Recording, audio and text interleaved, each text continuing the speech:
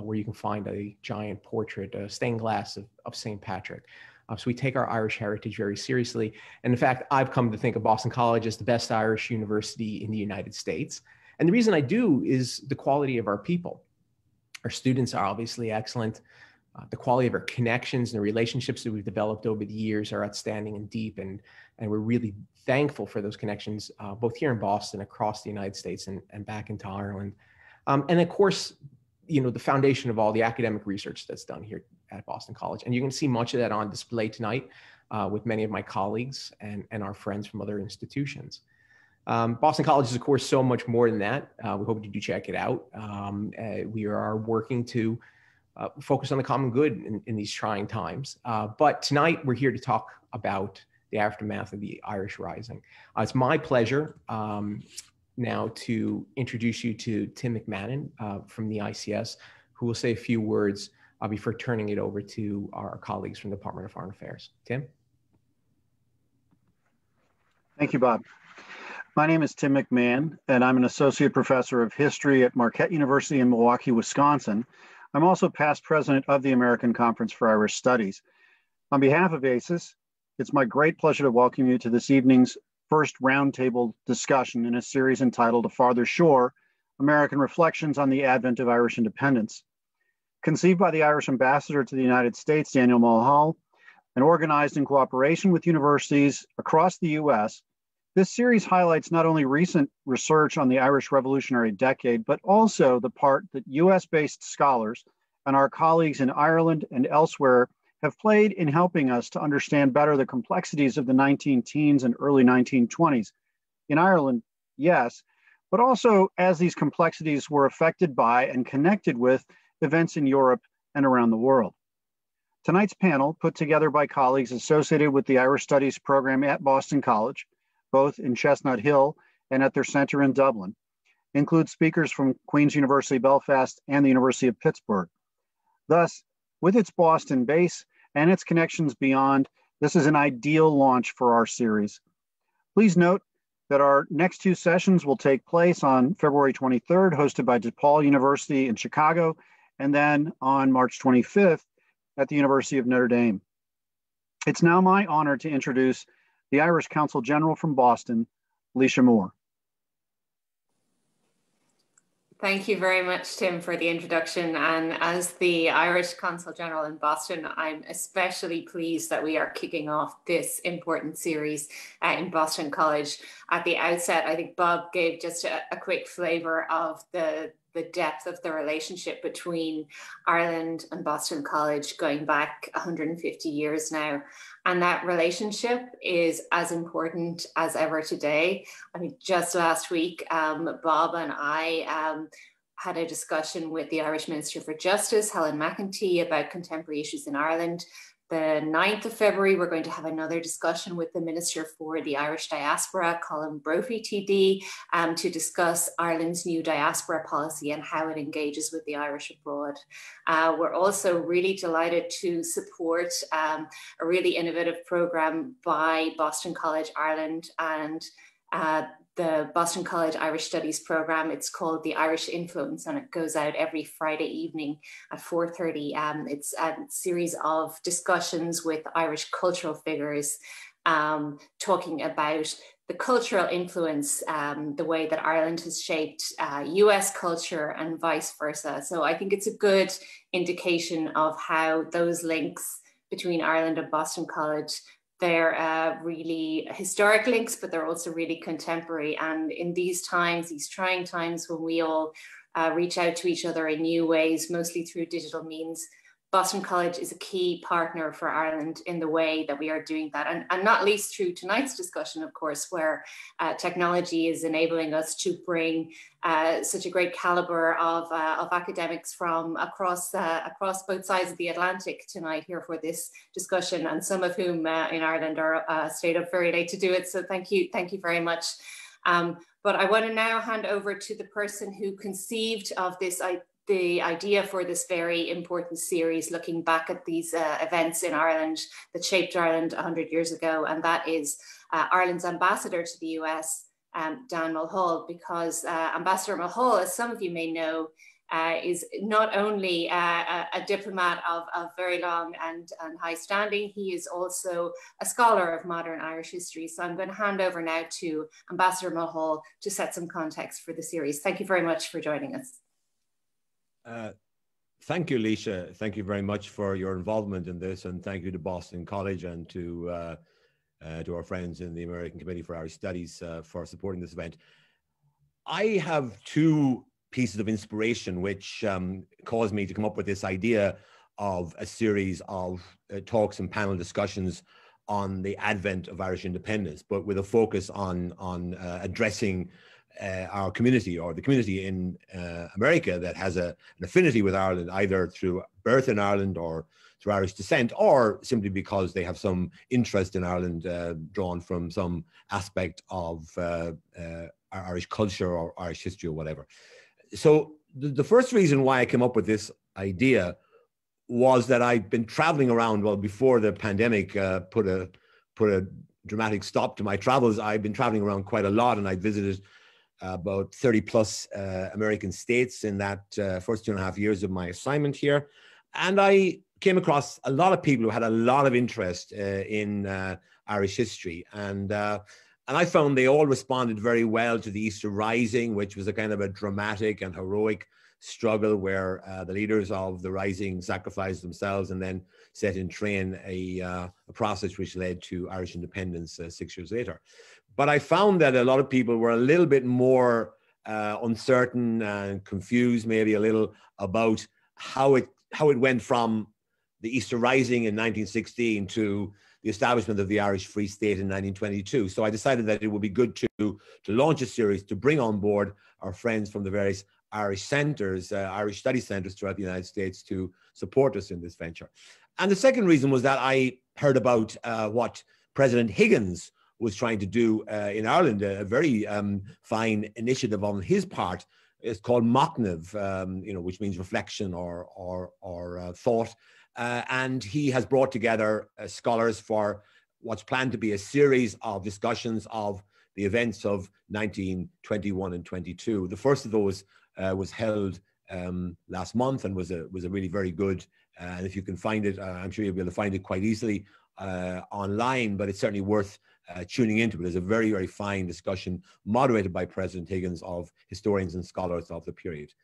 So for me, I've always been fascinated by this period in Irish history because I am by training a modern Irish historian, and I've managed to maintain an interest in modern Irish history by contributing the odd piece to Irish studies, or by writing and speaking about Irish history wherever I've been around the world over the years. And it's always struck me that after 110 years or 115 years of the Union established in 1800 between Britain and Ireland, and a number of efforts were made, both parliamentary efforts or indeed revolutionary ones, in 1803 with Robert Emmet, in 1848 with the Young Ireland movement, in the 1860s with the Fenians, and then of course Daniel O'Connell with the repeal movement, and then the Home Rule movement developed under the tutelage of Charles Stewart Parnell. And all of those had failed. And in fact, the revolutionary surges in Ireland, the revolutionary incidents in 1803, 48 and 67 really fizzled out very quickly and ineffectually. And yet, somehow, between 1916 and 1921, the space of 5 years, that 120-year-old Union was turned upside down and shaken, and Ireland ended up, at least part of Ireland ended up as an independent state, something that could hardly have been imagined. If you think about it, if you go back to the beginning of the decade that ended in 1922 to 1912, at that stage, hardly anyone could have conceived that Ireland could, by 1922, have been an independent country, because in 1912, the focus of everyone's attention was on the achievement of Home Rule, which would have satisfied most Irish people at that stage. But by the time 1918 came around and the public were given a chance to express their opinions through the ballot box, they voted, not overwhelmingly, but they voted for a party in Sinn Fein that was offering a full version of independence rather than the form of self-government represented by Home Rule. So I've always been fascinated by how did that happen? Was it caused by internal developments, a more effective and a more determined nationalist movement that emerged in that period? Or was it caused by external factors, a changing international environment, and no longer tolerant to the kind of repression that Britain would have had to use in order to crush the independence movement in the period between 1916 and 1922? Or indeed, changing opinion in Britain with people maybe no longer being quite as committed as they had been in the past to holding Ireland as part of the United Kingdom. So those questions have always intrigued me. And remember, the period we're talking about now between 1960 and 1919 was a very crowded period. You know, you had the Easter Rising and its aftermath. You know, you had the internment of the participants in the Rising, then their release and their revival of what effectively became a new party in Sinn Fein, because before the Rising it had been a very different type of party with an aim to create a dual monarchy, whereas by 1917 Sinn Fein re-emerged in totally different guise, arguing for full-blown independence. And then you had you know, the Conscription Crisis of 1918, you had the German plot, you had the election of 1918, and then the establishment of the first Dáil with the Declaration of Independence. And all of those things seem to me to be worthy of further exploration. And that's why I'm very glad to have the services of so many distinguished academics. And I'm now going to hand over to Mike Cronin from Boston College in Dublin, who will moderate a discussion. And I'll come back at the end for a few further remarks from the Embassy of Ireland residents here in Washington, D.C. So thank you very much, and over to you, Mike.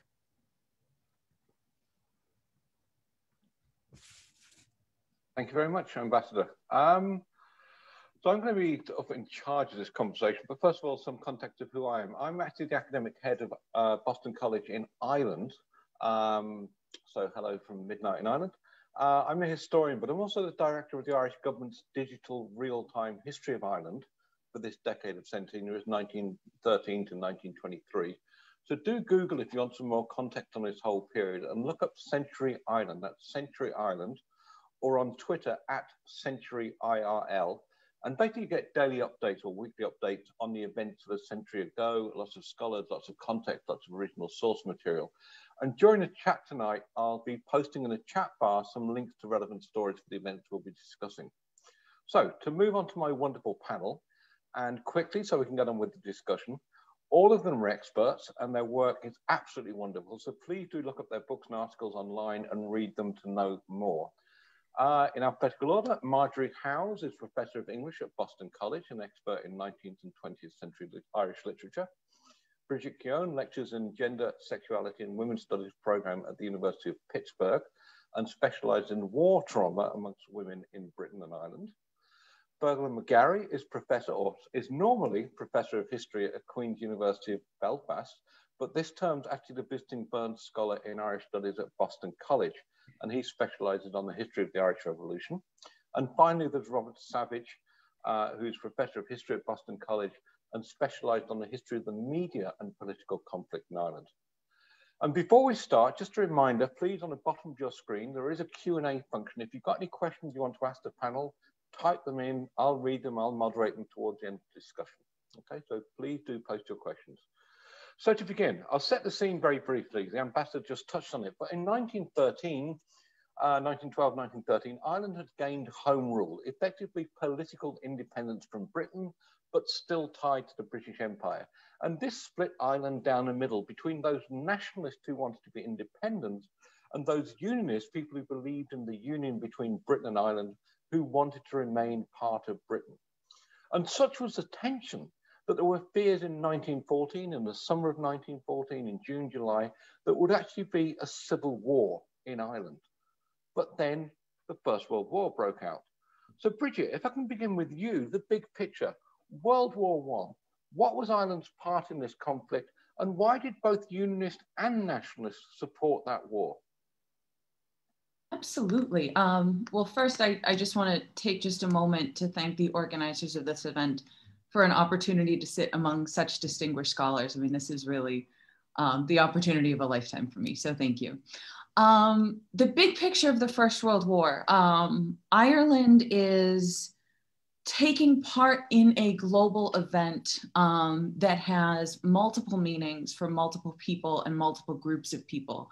And I think it's really important to understand or to think about how many organizations and institutions were in a position where they were debating whether to get involved in this war, where they were considering the pros and cons, and how many decided to support the war effort in the end, because many people saw this war as a means to an end.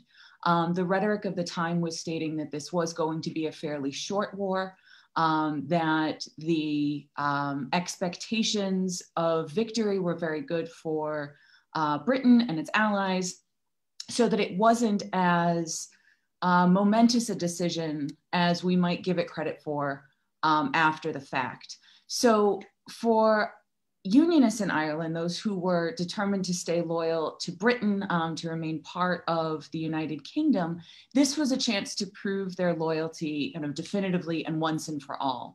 The movement towards home rule and devolved government in Ireland was really troubling to a lot of Unionists who saw this as a parent abandoning their child. That very paternalistic language of empire plays a big part here rhetorically for Unionists.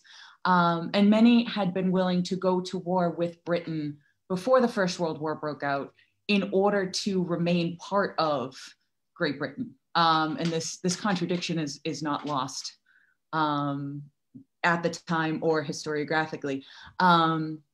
But for a lot of people within Great Britain, the idea was that there would be war in Ireland before there was war in Europe. And the outbreak of war in August of 1914 kind of simplified a lot of people's choices and made it a lot easier, especially those who supported the Union, to determine where their loyalties lay.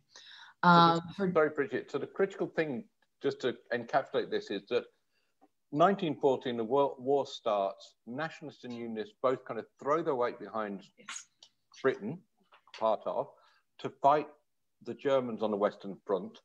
And it seems at that point, everything's kind of, although horrific as the war is, the main narrative is still in support of the home rule idea. So just to switch to Fergal, I mean, obviously Bridget was talking there about the kind of the move to war, the move to a British imperial war on the Western Front. But clearly in 1916, something dramatic happens in Dublin. So what does happen in Dublin in 1916?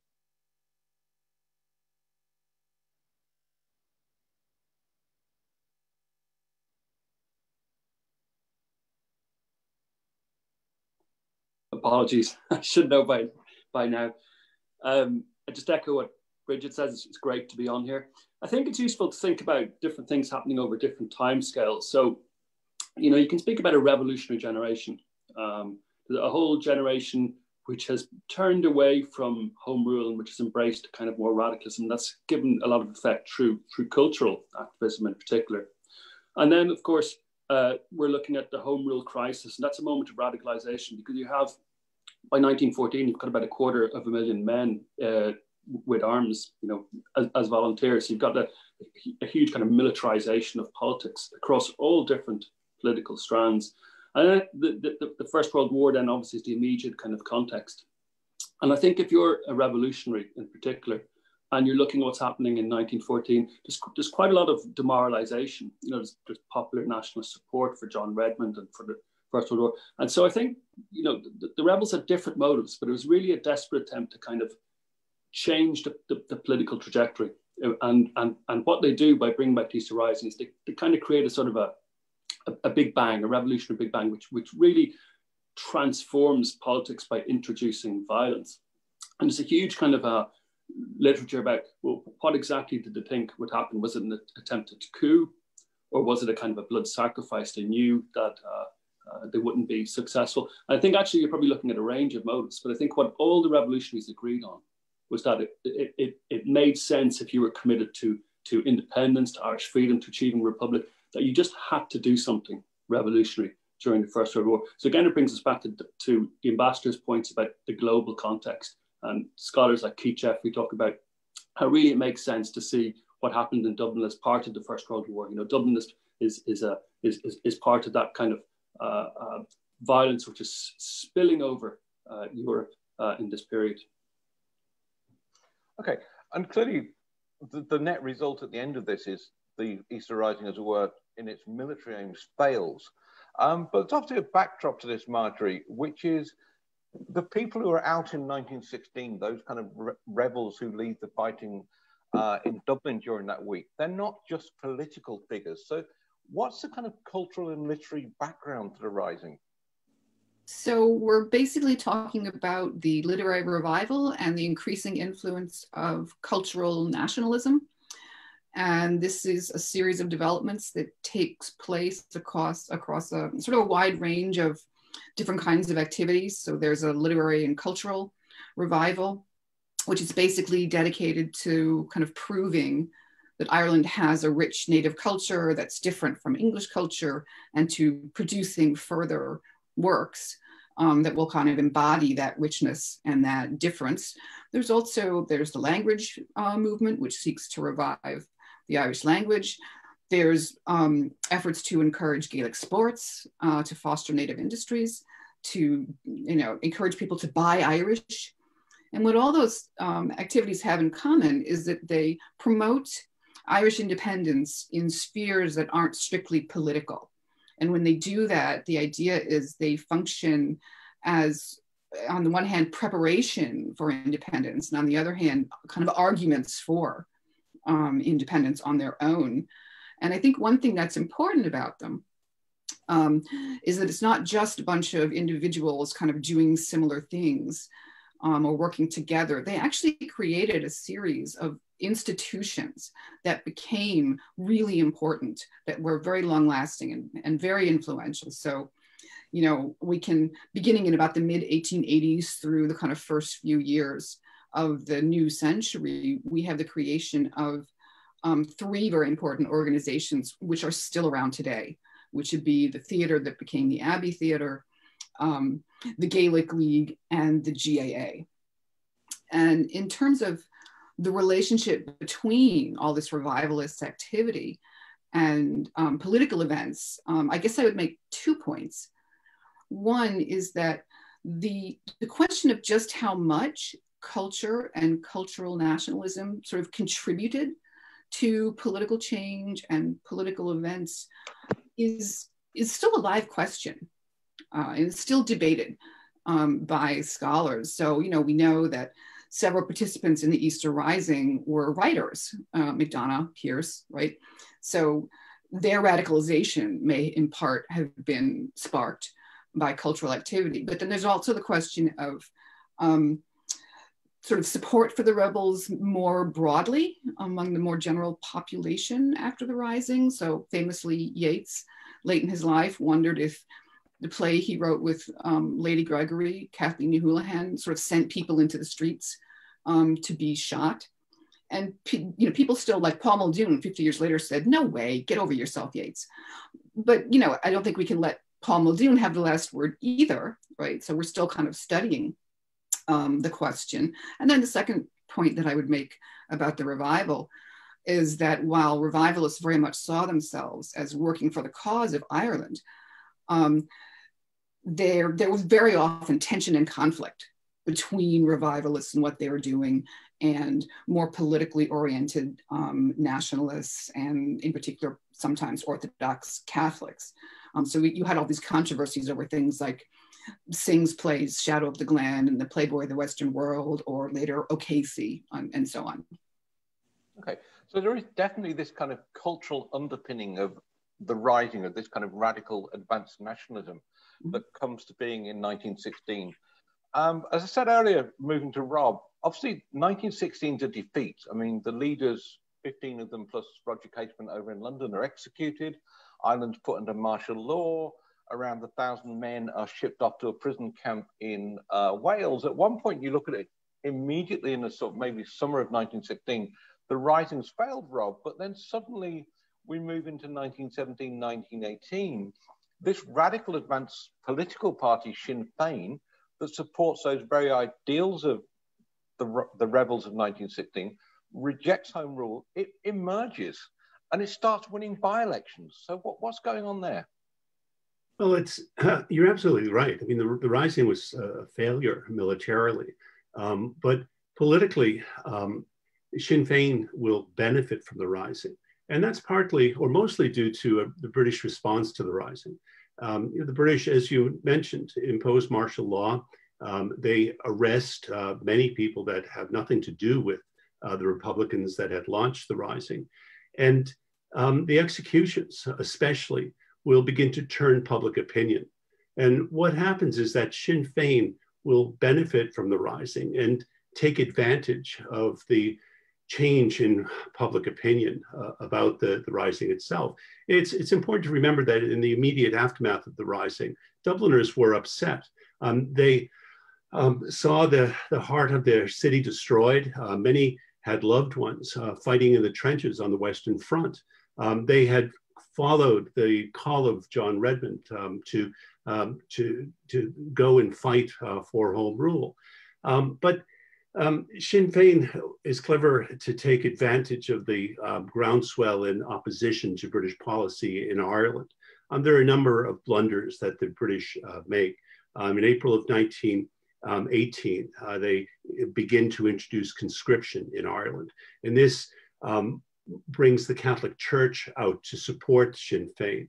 And all this time, Sinn Fein is very cleverly building a shadow government, a sort of a shadow state. There are Sinn Fein courts being established. And what Sinn Fein is trying to do is to show that the party is legitimate, that it has the support of the Irish people. And this will be underscored in December of 1918, when the war ends and elections are held, and Sinn Fein wins a landslide election. It wins 73 seats and really annihilates the old Irish Parliamentary Party. And they're successful in presenting the Irish Parliamentary Party as being out of touch with the Irish people. Redmond and his associates are seen as being a generation ahead of being out of touch with what's going on, of being immersed in the politics of Westminster and tone deaf to what's taking place inside of Ireland. And I think that, and that's important what you're saying, Rob, that idea that the rebels of 1916 who, you know, have their heroic battle for a week but lose, is the speed with which the general population moving behind Sinn Fein is radicalized. And you touched on there one of the kind of key events within this, which was moving to Bridget, is this conscription crisis in 1918. Obviously, Britain's still fighting, Britain and Ireland are still fighting the First World War. Millions of men are dying on the Western Front. 1918 is a big push. Britain needs men. It's never enforced conscription in Ireland for the first 3-4 years of the war. In 1918, they start talking about it. Why is it that the conscription crisis, Bridget, is such a big deal? So very basically, what Lloyd George decided to do was to tie conscription in Ireland to Home Rule. Home Rule had been suspended for the duration of the war. So that by tying these bills together, it was hoping that it would encourage those who were supportive of Home Rule in Ireland to join the army, in a sense, to be rewarded with Home Rule at the end of the war. Now, for Irish nationalists who had been radicalized by all the events we're kind of talking about, the idea of fighting for Britain in any way, shape, or form was really repugnant. For Unionists who were still determined to find a way out of the First World War and keep Ireland as part of Great Britain, the idea of fighting for Home Rule is completely anathema as well. So both sides are seeing this as a fundamentally flawed policy of tying these two ideas together.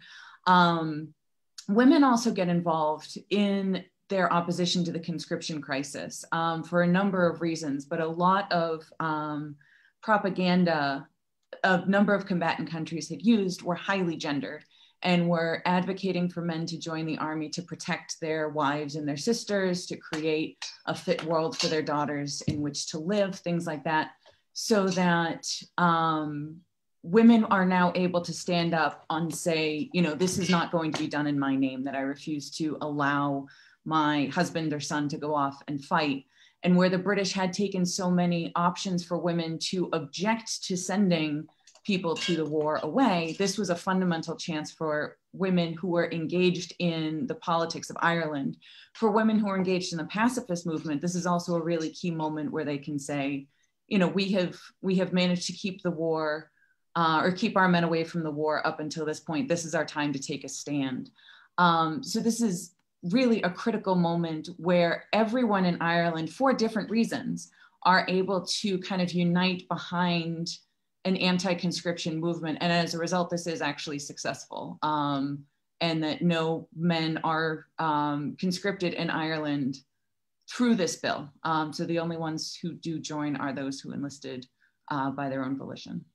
So this vociferous kind of campaign against conscription, the women's movement, elements of the suffrage movement, the Catholic Church, Sinn Féin, it all not only kind of embodies a push against the war and Ireland being in the war, but it also obviously helps that further radicalisation and support for Sinn Féin. So moving on to Fergal, clearly one of the things, and again, Rob touched on it earlier, Britain and Ireland hadn't had a general election since 1910. At the end of the war, the decision is made to have a general election. So in 1918, an election is staged in Britain and Ireland. It's an election that's fought for the first time under universal male suffrage. So there's a whole swathe of voters who've never voted before. Why is it in Ireland, Fergal, that election of 1918 is such a seismic critical event? For lots of reasons, Mike. I mean, first of all, if you look at the Sinn Féin manifesto for that election, it brings together wonderfully all the different themes that we're talking about. They present themselves as the authentically Irish party, as opposed to the Redmondites who are seen as, you know, selling the soul of nationality. It talks also, it's hugely focused on the international post-war circumstances, and so Sinn Féin spell out a very clear and kind of plausible agenda, which is if you give us a mandate, we could go to the Paris Peace Conference and make our case for Irish independence. And it's not just the manifesto itself, but everything that Sinn Féin are doing at this point is really direct in the direction of politics and making the point that the world has been transformed.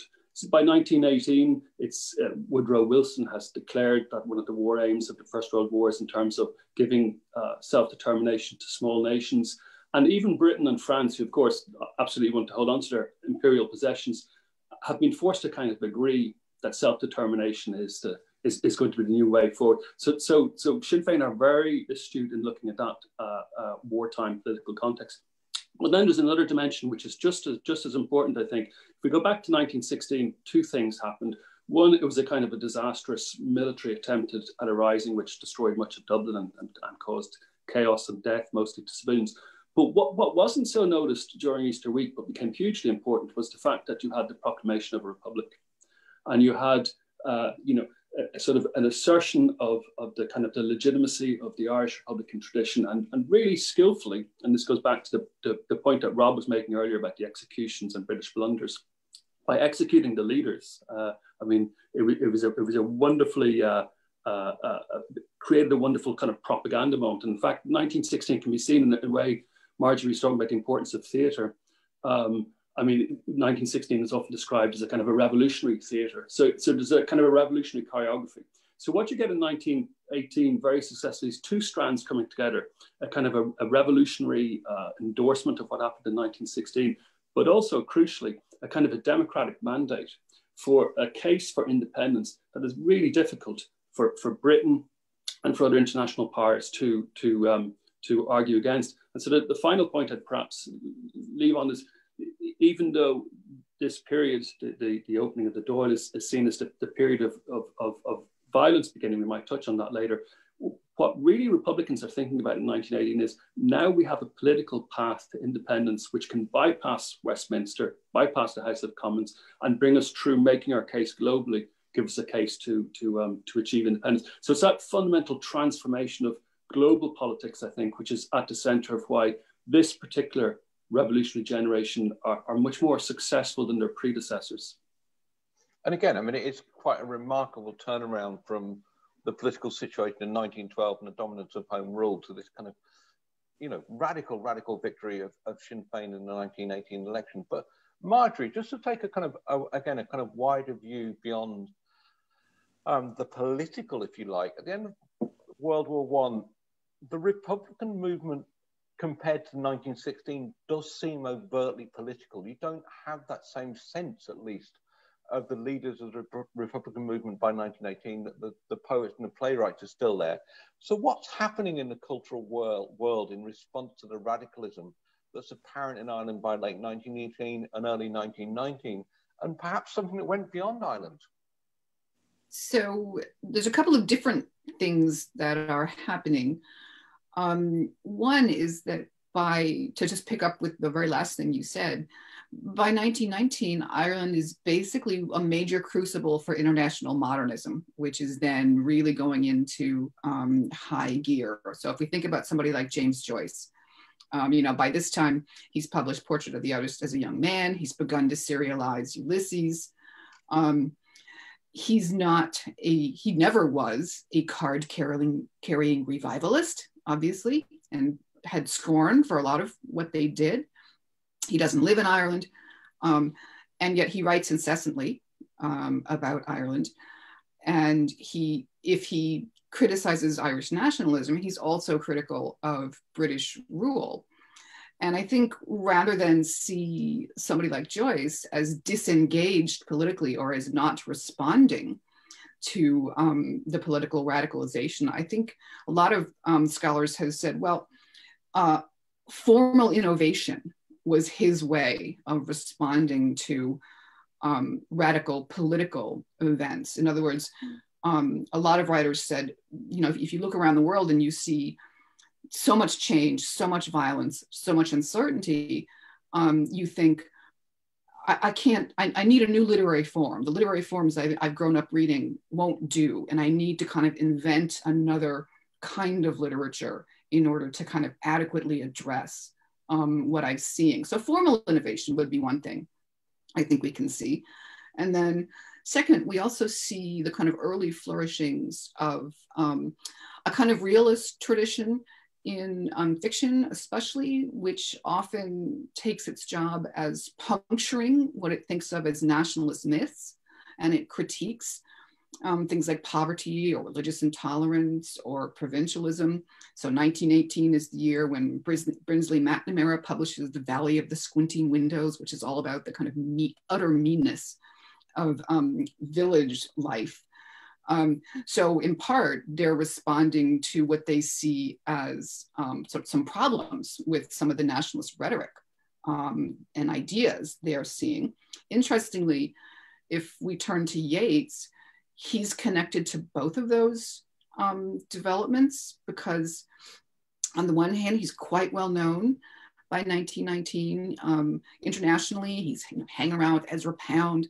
A few years before, he's 4 years away from winning the Nobel Prize. He's also has become somewhat disillusioned with his revivalist work with Irish audiences and with Irish nationalism. On the other hand, he was deeply affected by the Rising. He wasn't living in Ireland then, he was living in England. But he was shocked, he was dismayed, he knew some of those people. And like many people, he was initially disapproving and upset, but then he was horrified by the executions. And he wrote several poems about the Rising. And the dominant note of those poems is not a kind of shift to being more radical or being kind of wholly in sympathy with the rebels, but it's ambivalence, profound ambivalence and uncertainty. So. And this is, Rob, one of the problems in a way, that kind of ambivalence is there. There's a radical agenda. And we were just talking about the election a minute ago. Clearly there's a popular mandate. Now, it's not a popular mandate for Sinn Féin elected members of parliament to go off to London and sit in Westminster. They actually do something much more radical. They declare, or they self-proclaim, an Irish Republican government in the form of Dáil Éireann, which sits on the 21st of January 1919, a seminal date in Irish history. So why is Dáil Éireann important, Rob? Well, it's tremendously important. By by January 1919, Sinn Fein has been transformed.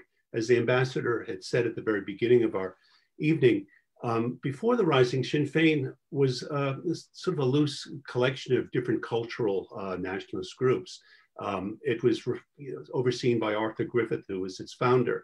It had talked about a dual monarchy. And by 1919, it's emerged as a very astute political party, very much aware of the international dimension and its international audience.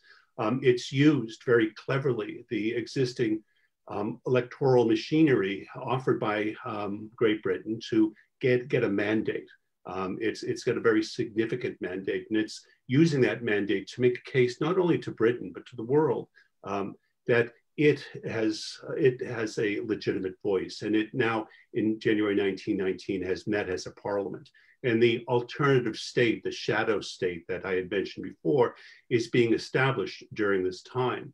Out in the country, the Royal Irish Constabulary is going to be abandoning once the war starts, once the War of Independence starts. It's going to be moving back into the cities, and this state is gaining a degree of legitimacy within Ireland, and this is tremendously important. And the other thing that Fergalmite has written about so well is that that same date is also the beginning of the war, when the Irish volunteers will actually begin a guerrilla campaign against the RIC, or what's seen as the Crown Forces in Ireland.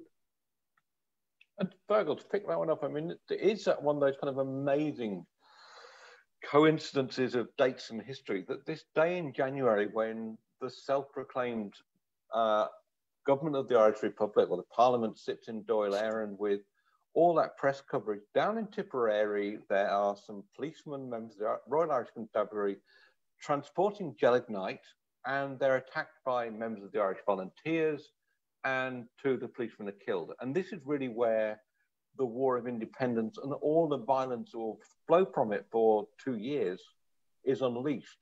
So what's happening there, and how does this one event down in Tipperary lead to a war between the fugitive Irish Republic and the British Empire?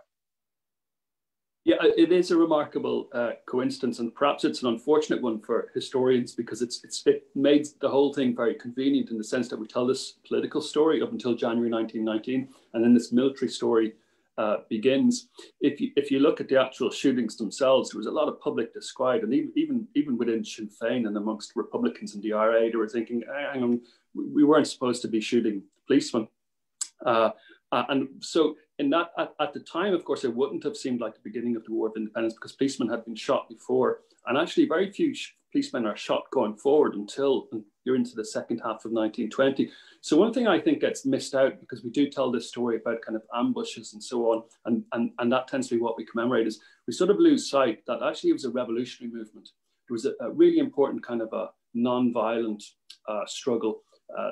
Strikes, for example, land agitation, a lot of, as Rob has mentioned, a lot of electoral kind of activism, and of course an international kind of propaganda. And where I think violence is really important, I think, in terms of coming into the picture, is less what the IRA achieved in terms of shooting what are very, very small numbers of policemen and soldiers, but actually the British response to that violence, the formation of paramilitary units, the Black and Tans, the auxiliaries and so on, the burning down of towns like Balbriggan and Cork and so on.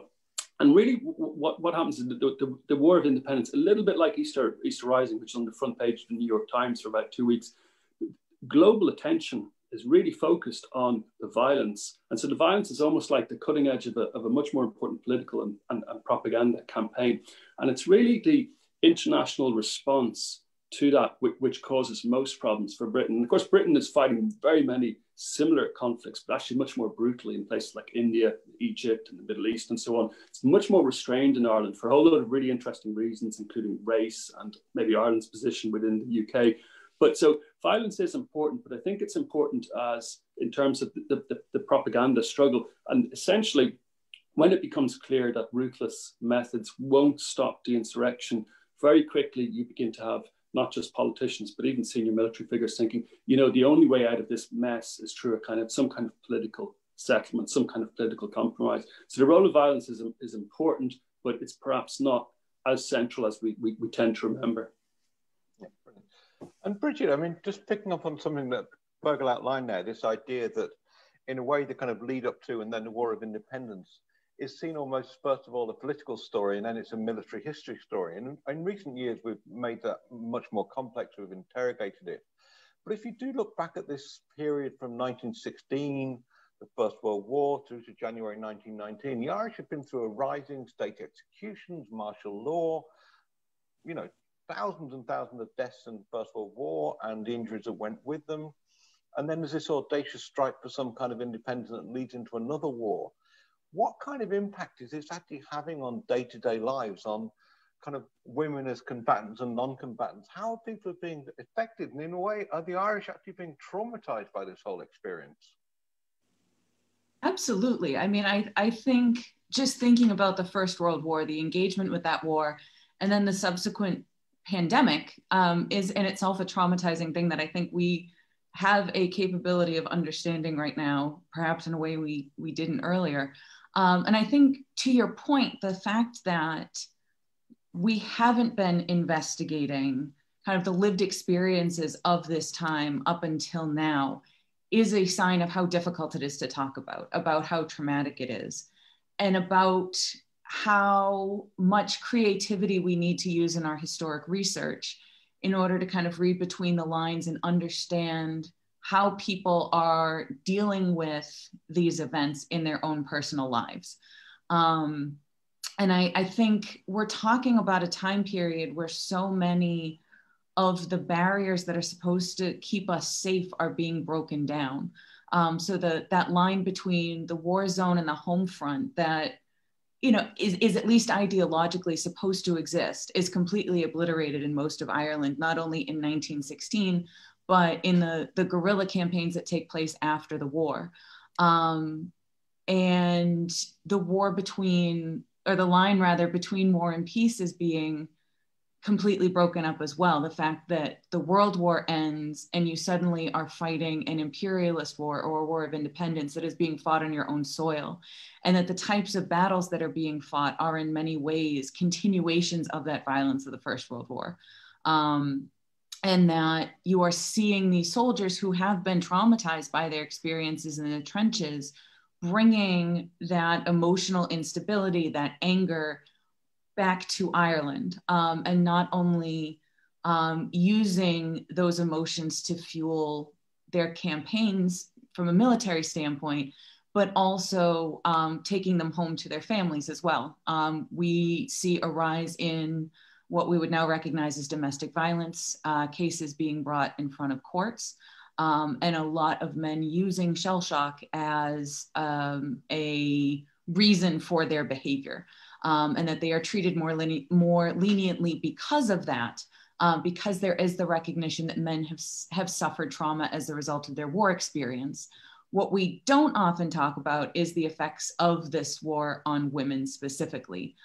Because their symptoms do not align with those of what is recognized as shell shock, because they are not taking part in the war the same way that men are. Very often their emotional reactions are overlooked or is written off as kind of natural hysteria or over-emotionalism. But what we see is women are entering hospitals who are suffering traumatic grief from the loss of family members, who are suffering trauma as the result of air raids or being very close to sites of battle, and that they are struggling to deal with their war experiences and what that change has meant. And I think just looking at some of the Q&As that are coming up, these gendered tensions tell us a lot about how the Irish nation is going to be established. And that the desire to kind of make things simple and understandable and go back to the world that we knew beforehand is a really pressing need and a really clear trauma response. So the idea that you want to take women out of the public sphere where they have been working during the war and during the War of Independence and put them back in the home is kind of a key part of the Irish government's initiatives after partition and things like that. And that kind of gendered roles is really a sign that we are trying to return to some sense of normalcy that has been completely disrupted by this period.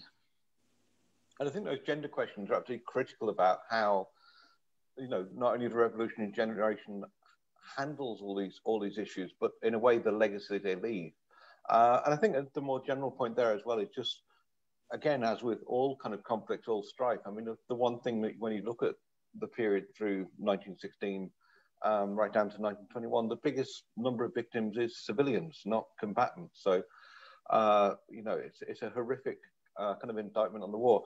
Just to end, Marjorie, before I take some questions from the audience, as if you're going to guide people from this session to look back at this period from 1916 to 1919, and they're going to sit down tomorrow night and kind of engage with it in cultural and literary terms, who or which piece of work for you best encapsulates the journey of these years from a dominant home rule view in Ireland that existed pre-Easter 1916 to this Republican radicalism of Dáil Éireann and the War of Independence? Or in simple terms, what should people go away and read? I would say you've got to start with Yeats's Easter 1916, very famous poem, which he writes. He begins fairly soon after the Rising. And what's so interesting about it is he's writing it before there's a kind of mythos of the rebellion, right? Before there's an established narrative. So he has this overwhelming sense that everything's going to be different now, but he has no idea what that means. And the whole poem is really all about different kinds of change and what they might mean.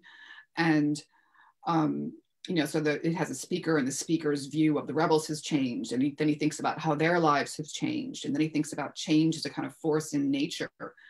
And rather than offer like a new view or align myself unambiguously with, you know, what's happened, the end of the poem just kind of starts asking all these questions that it can't answer.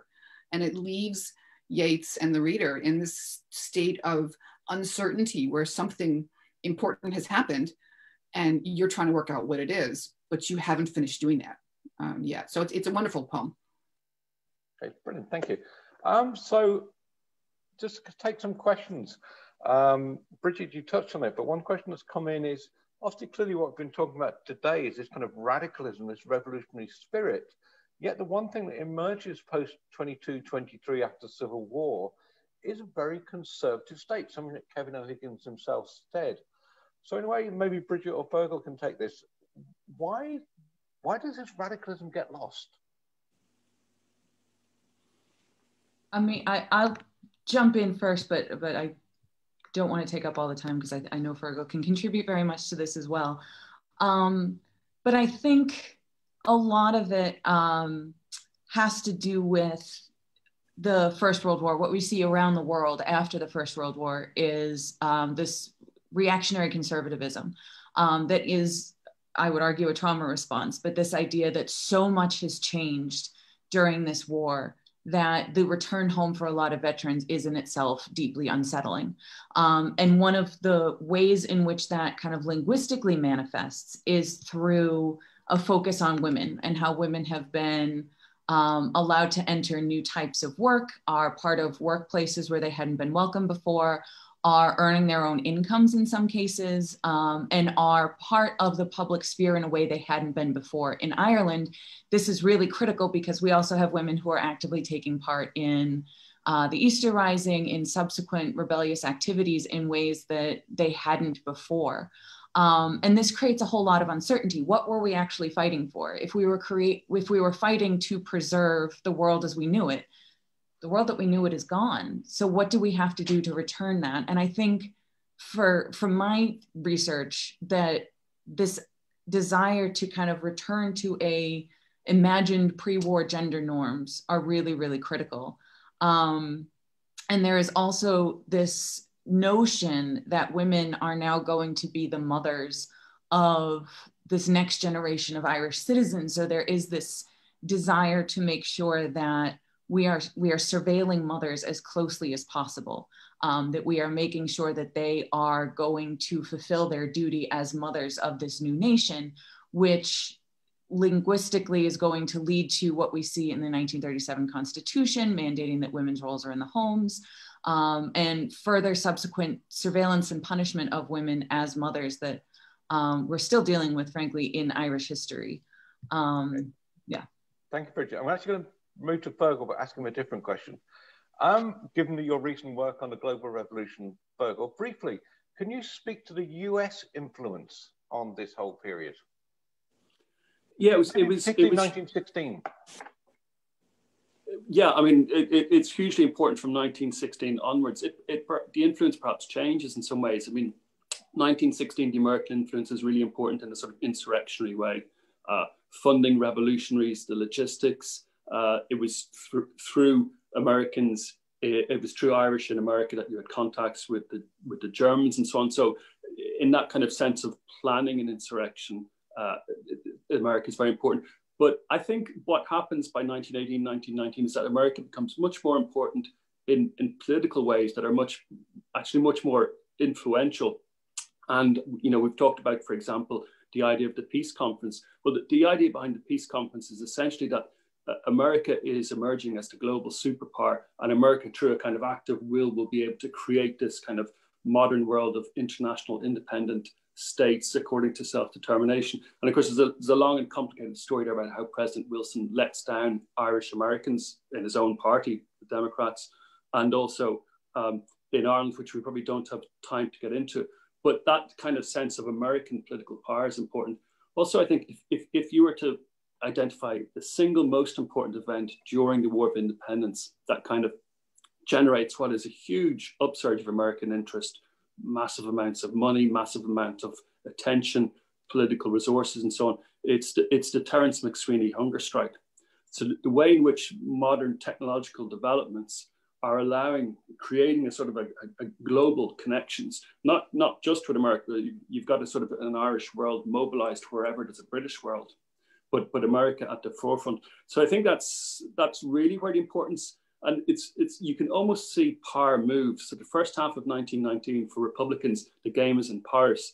By late 1919, Irish Republicans moved to Washington, but it's not just the Irish; it's the Indians, the Egyptians, Iraqis, all sorts of different nationalist groups have basically figured out that post First World War I, the route to political power is by mobilizing American opinion. So it's the beginning of the American century in that sense. And while it's not sufficient, you know, some people say, well, De Valera was in America for 20 months. What did he achieve? You know, he didn't achieve American recognition. That's true. But I think he achieved enough diplomatic, international, global pressure that it essentially forced Britain to concede a pretty generous amount of independence, enough to kind of continue a sort of informal British imperialism, but enough to make what would happen in the 20s and 30s, the achievement of independence, really just a matter of time. And that's something that's happening globally. You see a very similar kind of arrangement made in Egypt in exactly the same time period. So it's basically what we're seeing is the end of the 19th century world of empire and the beginning of the world of, as we know it now, modern self-determined nation states. Okay, I've got about a minute and a half left to take one last question, which I'm going to put to Rob and Marjorie. Marjorie, take the culture, Rob, take the politics, or do it the other way around. In a way, the kind of point that Bridget was made, our image is that what is made from this period is a Catholic island. And we know culturally, we know institutionally why that works. Does that work in culture, Marjorie? Does that work in politics, Rob? I would say it works much less well in culture because the major people who become famous as like the writers of the revival and even later, they tend to be Protestant for various reasons. So in that sense, the literature that comes out of this period, a lot of it is sort of contesting the idea of Ireland as certainly as orthodoxly Catholic. Rob, politically? I mean, Mike, you had made the point earlier that Kevin O'Higgins, who would be, of course, assassinated by the IRA, had bragged that this was the most conservative revolution ever that, you know, that had gone forward. I mean, it's important to remember that Ireland in 1916, 1920 is a conservative Catholic nation. The church has a significant amount of political power and is a real social force in Ireland. And the government, and De Valera, when he comes to power, is very careful in working with the Catholic Church, doesn't want to alienate the church. And this is critically important, and that's reflected both in the Free States Constitution, but especially in De Valera's Constitution of 1937. Brilliant. Okay, I'm going to now hand back to the ambassador, but to my panelists, thank you so much. That was years and years and years of knowledge crammed into 2-minute sound bites, which I hope the audience enjoyed. Brilliantly done, informative, and ambassador, over to you. Well, thank you very much. That was wonderful. I really enjoyed it immensely. I actually posted a blog today, which some of our viewers may be interested in looking at, it, where I explain the rationale behind this series, which will continue for between now and the summer period. And I hope that we will have some equally entertaining and inspiring sessions like the one we've had this evening, to which I'm very grateful to everyone involved. I just want to say a couple of things.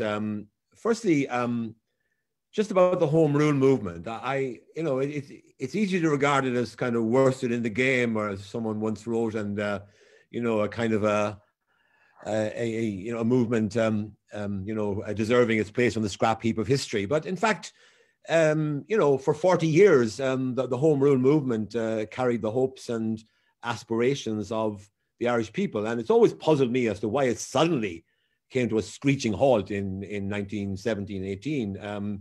Although Sinn Féin's victory wasn't as overwhelming, it didn't get 50% of the vote, but still, it was a sufficiently powerful mandate for Sinn Féin that the Irish Party ceased to be any kind of factor in Irish politics after 1918, except for some years in Northern Ireland, where the circumstances were rather different. But it strikes me that in 1918, John Dillon was touching 70. So he was the leader of the Irish Party at that time, Redmond having died earlier in the year.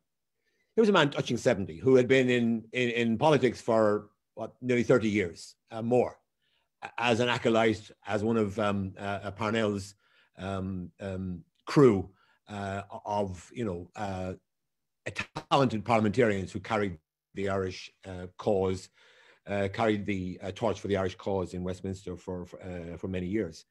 De Valera was still in his 30s. He was only 36 in 1918. Michael Collins was still in his 20s. So you really did have a very stark generational change between the Sinn Féin movement. Even Arthur Griffith, although he was a senior statesman in Sinn Féin terms, that he'd been involved in the party since 1904 when he founded the party, he was nearly a generation younger than John Dillon. So I think I think that was certainly a very powerful factor. The other thing was that the people who drove the Irish Revolution, when you think about the leaders of 1916, MacDonagh, Pearse, De Valera, they were, all three of them were the first generation of Irish Catholic nationalists who had the opportunity to get a university education. All of them were educated at university level, which it would have been very difficult for their predecessors in earlier generations to have achieved that level of education attainment unless they were very wealthy and were able to study at Trinity College or have a particular orientation there. So this is a very talented generation, and you have to hand it to them, because I remember reading D.P. Moran, who had his finger on the pulse of a lot of things in Ireland at the time, the Irish Islander, editor of The Leader for many years.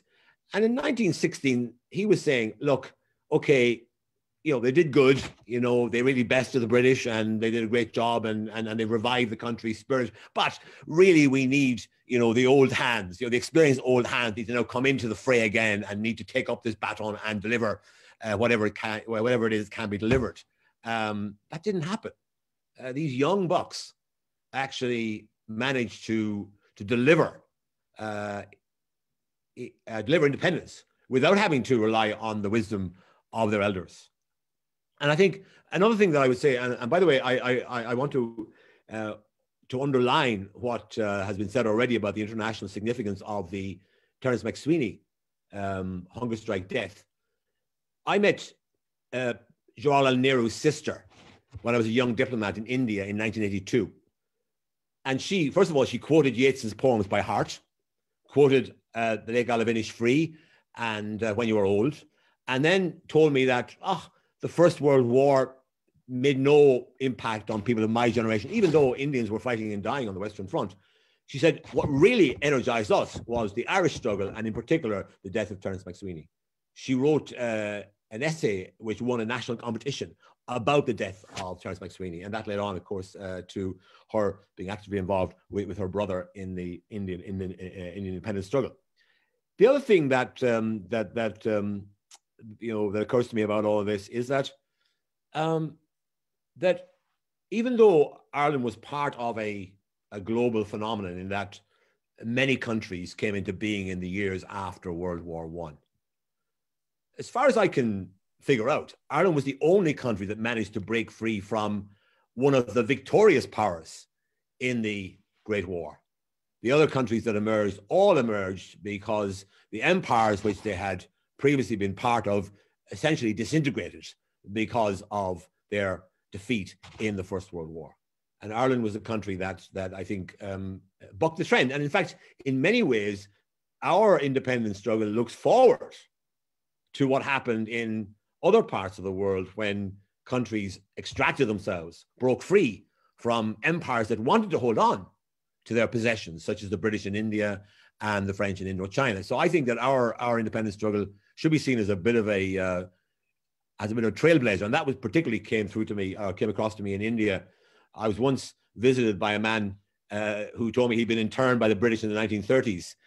He was inquiring about a pension from the Irish government, but I had to tell him that the fact that he'd been interned for publishing a Hindi version of Dan Breen's My Fight for Irish Freedom probably wouldn't pass muster with the Department of Finance in terms of getting him a pension from the Irish government. But there was that tangible sense in Delhi in those days. Of course, it was only 35 years or so after the end of the Raj, so there were a lot of people around who were still remember the Raj. And then the final thing I want to say is that I always pay tribute to the boldness of Sinn Fein in 1918-19, right? They won an election in 1918 and they called, the first Dáil. Now, prudence would have dictated that you make some contact with the British government and you try to figure out, is there a way in which we can bridge the gap between us and reach some kind of a settlement and so on? No, within less than a month after the declaration of the results of that election, the Sinn Féin MPs met in Dublin and immediately declared independence, sent a message to the free nations of the world looking for support, and issued a very ambitious democratic program. Extraordinary boldness and bravery in a way to sort of say, to hell with, we're trying to compromise with the British. We're going to head all the way for the exit door and we don't care what they think. We're going to defy them down the line. And that was an extraordinary, to my mind, an extraordinary, display of the determination of that generation who wanted to build upon the legacy of 1916 and were determined not to let it slip and not to slip back into some lesser version of Irish independence, home rule, or something of that nature. So I look forward greatly, and by the way, I also look forward to exploring the impact of Irish America on these events, because I take the view that it was crucial. Because if you were, remember, if in the 19th century, the Irish volunteers would never have been allowed to have exercises and train and make public displays of defiance as they did during the First World War. They would have been crushed.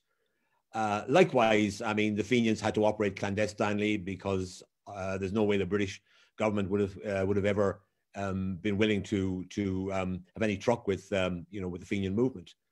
So it was a great achievement by that generation that they managed to take advantage of changes in the global environment to their advantage, and in particular managed to plug into the strong pro-Irish sentiment that existed in the United States at that time, which I think helped pave the way for Irish independence.